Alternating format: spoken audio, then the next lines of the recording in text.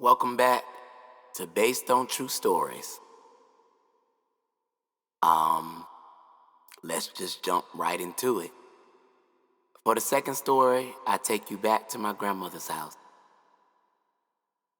This was a late night, very late. There was a time where I told you in the first story I would stay in the bed with my grandma. But later on, as life moved on, she renovated her home. And now she built a family area that just was bigger so more people could come over. You can be more at the family, all those wonderful things.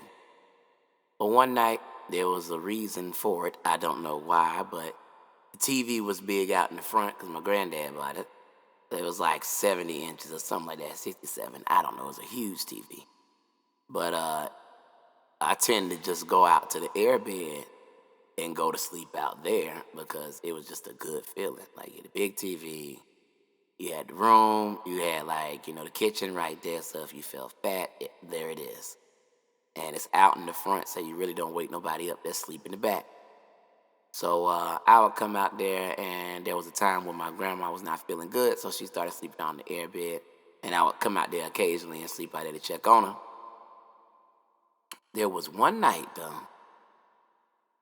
where I kind of felt like I was going in and out of dream mode. But I was laying on my back, and I don't do that anymore because of astral projection and, lucid dreaming. It's a real thing when you are spiritually sensitive. So I tend to just sleep on my side. But this day, I decided to sleep on my back.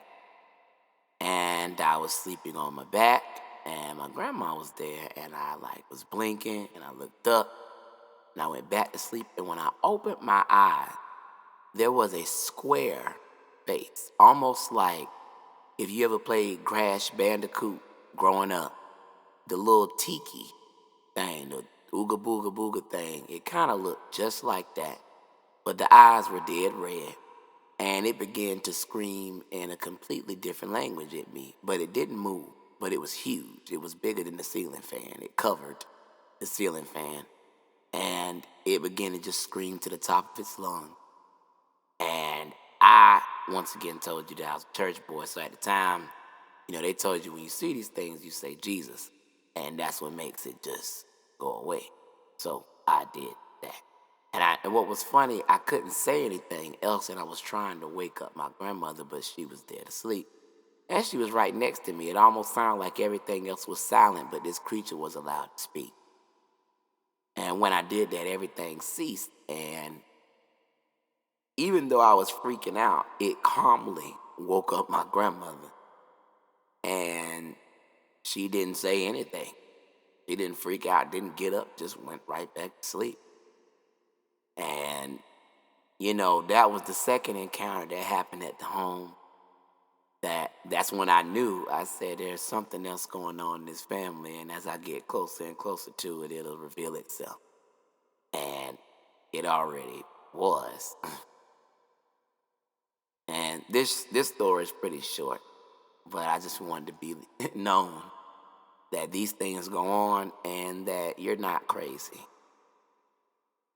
You're just spiritual. Until the next time, based on true story.